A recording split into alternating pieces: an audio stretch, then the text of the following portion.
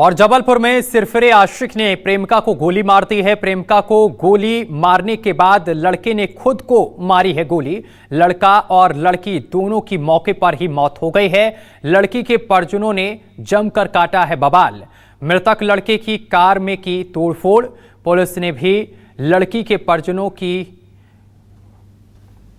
बहस हुई है पुलिस से लड़की के परिजनों की। बताते चले कि घटना स्थल पर ही खड़ी है मृतक लड़के की कार और वहीं मौके पर पहुंची पुलिस पूरे मामले की जांच पड़ताल में जुट गई है। तस्वीरें हम आपको दिखा रहे हैं।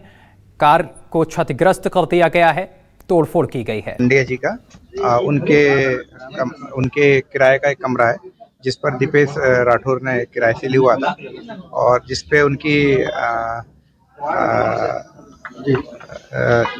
बिजनेस पार्टनर शक्ति कौली उनके बीच में कुछ आपसी विवाद हुआ और जिसके कारण दोनों की गोली लगने से डेथ हो गई है। अभी मामला इन्वेस्टिगेशन में, अभी जांच चल रही है। हत्या के बाद आत्महत्या का मामला इन्वेस्टिगेशन चल रहा है अभी। और इस खबर पर अधिक जानकारी के साथ हमारे संवाददाता कुमार इंदर हमारे साथ जुड़ गए हैं। कुमार, लड़के ने प्रेमिका को गोली मारी, इसके बाद खुद भी अपने आप को गोली मार ली है, क्या पूरा मामला है?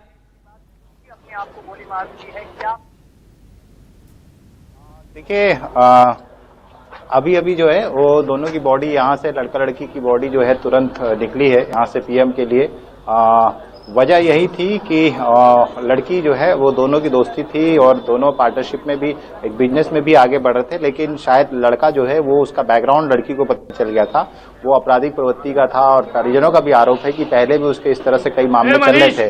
और इस बात की जानकारी जब परिजनों को लड़की को लगी तो परिजनों ने खुद लड़की को इस बात को समझाया, उसको समझाइश दी कि लड़के के साथ आगे बढ़ना या उसके साथ इस तरह से रिलेशन रखना शायद ठीक नहीं है और उससे दूरी बनाए। और लड़की ने भी शायद इस बात का पता करी, उसको जब इल्म हुआ कि लड़के का बैकग्राउंड ये है तो वो धीरे धीरे उससे जो है दूरियां बनाने लगी। और ये बात लड़के को इतनी नागवारा गुजरी कि वो उसके साथ फिर आए दिन उसकी बहस भी हो रही थी और कई बार विवाद भी हुआ।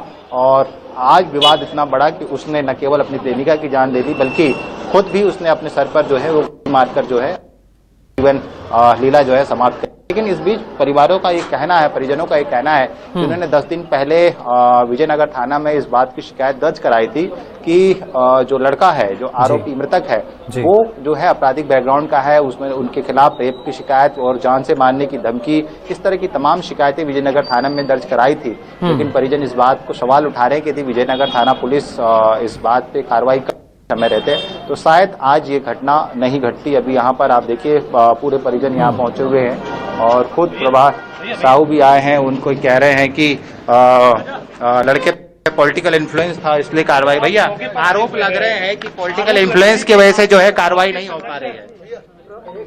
कहाँ पे, कौन सा पॉलिटिकल? परिजनों ने कहा है कि उन पर पॉलिटिकल बैकग्राउंड इसलिए था, इसलिए पुलिस कार्रवाई नहीं कर रही है। क्या कार्रवाई नहीं कर रही? क्या नहीं कार्रवाई कर रही? 10 दिन पहले विजयनगर थाने में दर्ज थी एफआईआर। जो परिवार वाले हैं उनका कहना था कि आपका संरक्षण जो है उस लड़के पे था, ऐसा परिवार में आरोप लगाया। मेरा नाम लेके बोला जी। मुझे लगता है कि कोई सामने आके बात करे। ये जरूर है कि वो मेरे रिलेशन में थे वो, और मैंने तो यहाँ रहने के लिए भी उनको मना किया था और शुरुआत से ही मैं इस पक्ष में नहीं था कि वो यहाँ पार्लर खोले। और उसके बाद से लगभग मेरे का लगता है करीब पिछले 4-5 महीने से मेरा संपर्क नहीं था। अभी मुझे थाने से सूचना मिली तो वही मैं देखने आया था क्या मैटर किया, और बहुत दूर के रिलेशन में, और इसलिए ये सब कहना फालतू की बात है कि कोई राजनीतिक उनको वो था संरक्षण था। किस तरह का संरक्षण? उनको यहाँ कॉलोनी के लोगों ने काम नहीं करने दिया, पार्लर नहीं खोलने दिया। उसके बाद में कभी नहीं आया, न मैंने कभी इंटरफेरेंस किया उस मामले में।